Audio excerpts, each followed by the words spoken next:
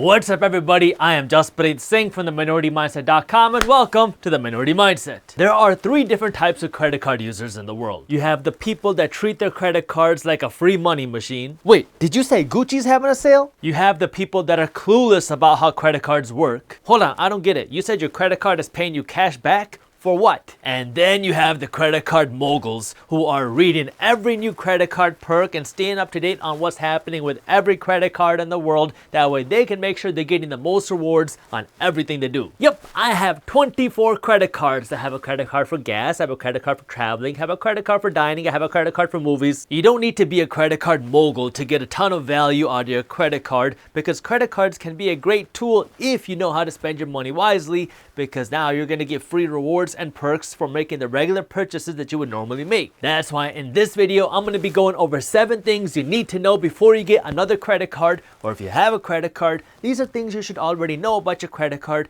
and if you don't know them, these are things you might want to research. But before we get into these 7 things, hit that thumbs up button below, because if you don't, well, the way the YouTube algorithm works, YouTube will be much less likely to show you any of our other financial news and education videos. The first thing you want to pay attention to is what rewards you get. Credit card rewards usually come in one of 2 ways: cash back or points. Cash back is simple. You spend $1 and then your credit card's gonna give you a penny or a penny and a half back just for using the credit card. Points are a little bit trickier because every credit card has certain things that you can redeem your points for. Like some credit card companies will let you redeem your points for travel, and other credit card companies will make you redeem your points for gift cards or other perks or gifts that they have in their own catalog.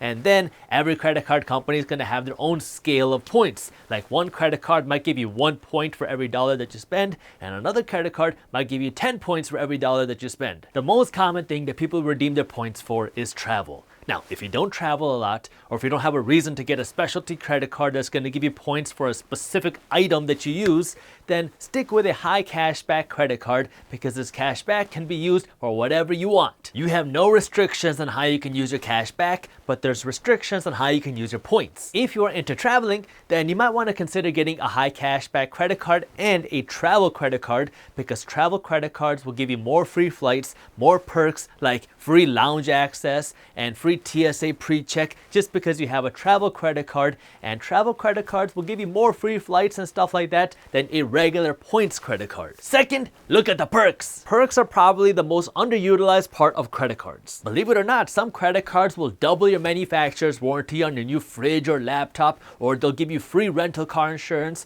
or they'll provide you with purchase protection for free against theft or damages for doing nothing except buying your stuff with your credit card. That means if, let's say, you buy a brand new $5,000 watch with your credit card, and when I say buy with your credit card, I don't mean that you're gonna finance it or pay any interest on it. I mean you're gonna buy it with your credit card and then you're gonna pay off your credit card right away. That way you don't have to pay any interest. But you buy this brand new $5,000 watch, and then 60 days later your watch somehow gets stolen. Some credit card companies will buy you a brand new $5,000 watch. And for you travelers out there, my favorite perk is that some travel credit cards will give you access to airport lounges for free. So now when you're going to the airport, you can go and hang out in lounges and eat their food for free. Third, look at your credit card's interest rates, but not because of the reason that you're thinking. If you look at your credit card's interest rate and you think, whoa, that's a really high APR, then you should not be using a credit card. You should only be looking at your credit card's interest rate to remind yourself that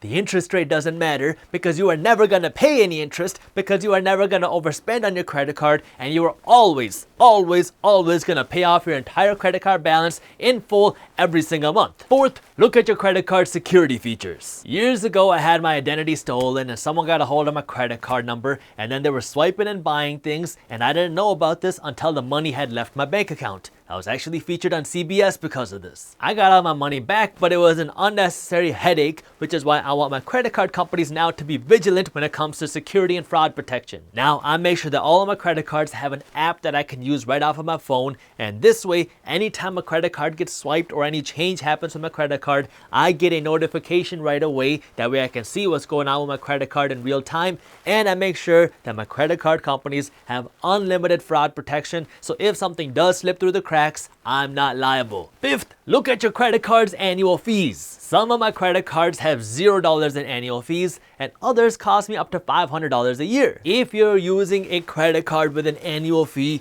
make sure you are getting your money's worth. I'll show you what I mean. So for my business, we use the Capital One Spark credit card, and there are two versions of the same credit card. There's one version with a $0 annual fee that gives you 1.5% cash back, and there's a second version with a $95 annual fee that gives you 2% cash back on every dollar that you spend. What this tells me is if I spend $1,600 or more a month on my credit card, I am gonna make more money in cash back if I pay $95 a year and get 2% cash back than if I just got 1.5% cash back and paid $0 in annual fees. So for us, it makes sense for us to pay the annual fee. That way we can get that additional cash back. So I want you to add up the value of the rewards that you're actually using, not just the ones that are offered, but the ones that you're actually using, and compare that to your annual fee. If your annual fee is more expensive, then you shouldn't be using this credit card. If your annual fee is much less than what you're actually getting, then the annual fee is worth it. Sixth, understand sign-on bonuses. Some credit cards will have sign-on bonuses that say something like you can get $200 of bonus cash if you spend $2,000 within the first 45 days of getting a credit card. This is great if you're already going to spend that money, but do not get sucked into the credit card trap. The majority of people look at the value of the bonus without looking at the cost. Don't be the majority. I mean, that is why we're the minority mindset. And by the way, if you haven't subscribed to our YouTube channel yet, you should do that. I do not want you to get a new credit card and then go out of your way to spend $2,000. That way you can get $200 in bonus cash. Yeah, you got $200, but you're in the whole $1,800. If you were already planning on getting a new credit card and you were already planning on getting a new $2,000 laptop, then you can coordinate the two, but do not go in the hole to make a couple bucks in bonus cash. And last but definitely not least, number 7, foreign transaction fees. So a while ago, I was in India and I was buying a pair of earrings for my mom, and I was about to check out, and before I actually bought these earrings, I wanted to call up my credit card company because I was making a big purchase in a foreign country, so I don't want to get denied. And as I was on the phone with my credit card company, that's when I found out that my credit card was going to charge me a 3% foreign transaction fee. Oh, really, huh? So I said thank you for the information, and then I opened up my wallet and I pulled out a new credit card that wasn't going to charge me a foreign transaction fee. Look, your foreign transaction fee shouldn't be a deal breaker as to the reason why you get or don't get a credit card, okay? It's just one of those things that you should just keep in mind. That way, if you do go traveling, you know not to take a specific credit card. There you have it, 7 things you need to know before you get your next credit card. Now, before I let you go, if you do want to learn more about some of my favorite cashback credit cards, our team put together an awesome article on our blog that you can read that will walk you through that and show you the different perks and options that you can get. So if you want to read this article on our website, you can do it by clicking the link up here or by clicking the link in the description below. Thank you for watching. If you enjoyed this video, share it with one friend. That way we can help spread the word. If you want to learn more about why the majority of people are using their credit cards wrong, I already made a video on this, and you can watch this video on YouTube by clicking this button right over here. Thank you for watching, and as always, keep hustling.